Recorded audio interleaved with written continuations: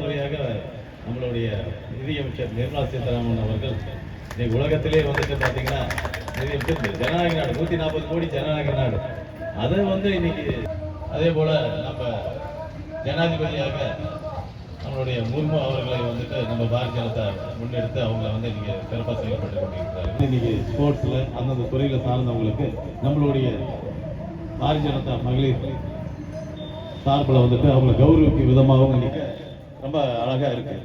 கடந்த முறை வாரத்தில் கூட நான் சொல்லிட்டு இருந்தேன், இருக்கிறதுலே மகளிர் அணி தான் ரொம்ப அதிகமா வேலை கொடுத்துட்டு இருக்கிறாங்க. ஏமா இந்த மாதிரி பண்ணிட்டு இருக்காங்களே என்ன அவங்களும் தன்னம்பிக்கையோட இன்னைக்கு மிகப்பெரிய அளவில் செயல்பட்டு இருக்காங்க. இது நேற்று முடிவு பண்ணாங்க, நேற்று இவ்வளவு நேரத்துக்கு தான் எங்களுக்கு டிஸ்கஸ் பண்ணிட்டு போறாங்க. ஆனா இன்னைக்கு பாத்தீங்கன்னா இவ்வளவு பெரிய ஒரு இந்த மாதிரி இன்னும் நான் சொல்றது என்னன்னா, நாம மட்டும் செயல்படுறத பத்தாது, இன்னும் நம்மளை சார்ந்தவங்க இன்னும் நிறைய பேர், நான் பல பேர் சொல்றது நினைச்சுக்க வேண்டாம், நிறைய பேர் குடும்ப இயக்கமா வந்திருக்கிறாங்க. இன்னைக்கு சாமிநாதன் அவங்க ஃபேமிலி அந்த அம்மா வந்திருக்கிறாங்க, மஞ்சுளா வந்திருக்கிறாங்க. நம்ம ரீதியா பண்ணிருக்கலாம். ஆனா திமுக அந்த மாதிரி பங்கெடுத்து இருக்காது. புருஷனும் பொண்டாட்டி சேர்ந்து அரசியல் போறதுன்றது ரொம்ப கஷ்டமா இருக்கும். ஏன்னா அவங்க போறதே பாத்தீங்கன்னா உதவாத வேலைக்கு போறது. அதனால நம்ம பேசக்கூடாது. ஒரு தலைவர் பாரதிய ஜனதா இல்ல குடும்ப தலைவர் பாரதிய ஜனதானா அந்த குடும்பமே பாரதிய ஜனதா தான். அந்த மாதிரியான ஒரு செயல்பாடுகள் ஒரு மிக்க ஒரு கட்சி.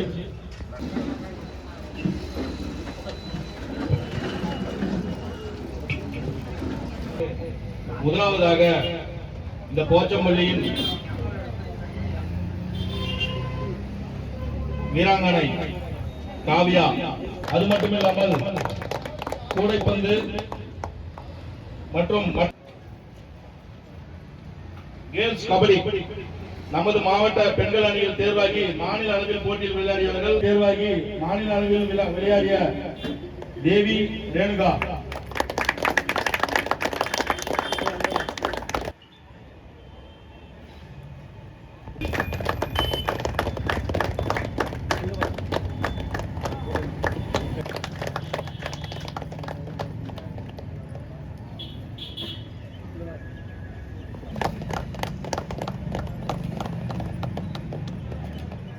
இவர் விளையாடி மாவட்டத்துக்கு பெருமை சேர்ந்த தேவி ரேணுகா, ரித்திகா, திவ்யஸ்ரீ, சமினா, விசித்ரா, பவித்ரா, ரித்திகா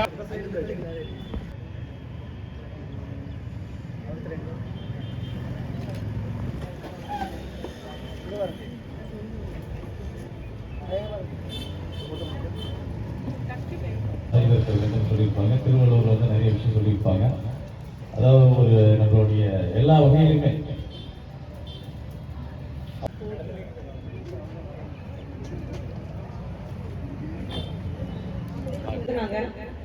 உடனே போராட்டத்துக்கு தீர்வு கிடைச்சிருச்சா அப்படின்னா கண்டிப்பா கிடையாது. அதுக்கு என்ன தெரியுங்களா, அவங்க பல கட்ட போராட்டமா கிட்டத்தட்ட 8 வருஷமா அந்த 16 மணி நேரத்தை குறைக்க சொல்லி போராடி கடைசியா ஒரு கட்டத்துல அது 8 மணி நேரமா மாத்தப்பட்டது. அந்த என்னைக்கு 8 மணி நேரமா மாத்தப்பட்டதோ அது இந்த மார்ச் 8ஆம் தேதி. அந்த நாளதான் நம்ம உலகில் மகளிர் தினமா கொண்டாடுறோம். இன்னைக்கு நீங்க பாருங்களேன், இறைவனோட படைப்புல ஒவ்வொன்றுலயுமே மகளிர், அதாவது பெண்கள் அப்படின்றத கண்டிப்பா கடவுள் கொடுத்திருக்காரு. நம்ம இந்த நாட்டை என்ன சொல்றோம், தாய் திருநாடுன்னு. அதே மாதிரியே இந்த நிலத்தை என்ன சொல்றோம், பூமாதேவி. அதே மாதிரி நம்ம குடிக்கக்கூடிய தண்ணீர் கங்கை, அதுவும் ஒரு பெண். அதே மாதிரி வீட்டை பார்க்கக்கூடிய நம்மளெல்லாம் என்ன சொல்றோம், இல்லத்துக்கு அரசி அப்படின்னு. கல்வி வேணுமா, சரஸ்வதி. செல்வம், லக்ஷ்மி. இப்படி ஒவ்வொரு வடிவத்திலையும் நம்ம யாரை குடிக்கிறோம், பெண்கள் தான். பெண்கள் இந்த ஒவ்வொரு விஷயத்திலையும் முதன்மைப்படுத்தி கடவுள் ஏன் படைச்சாரு அப்படின்னா, பெண்கள்னாவே பொறுமை. சரிங்களா, ஆண்கள் ஒரு விஷயத்த முடிவு எடுக்கணும் அப்படின்னா அந்த சூழ்நிலைக்கு தகுந்த மாதிரி முடிவு எடுத்துருவாங்க. ஆனா பெண்கள் அப்படி கிடையாது. இதனால பிற்காலத்துல என்ன நிகழ்வு ஏற்படும், இப்ப என்ன ஏற்படும், இதையெல்லாம் ஆராய்ச்சி செஞ்சு ஒரு தீர்க்கமான முடிவு எடுப்பாங்க. அதனாலதான் பெண்களுக்கு எல்லா விதத்திலையும் பெண்கள் பேர். இப்ப சக்தி அப்படின்றோம். அது அடுத்தபடியாக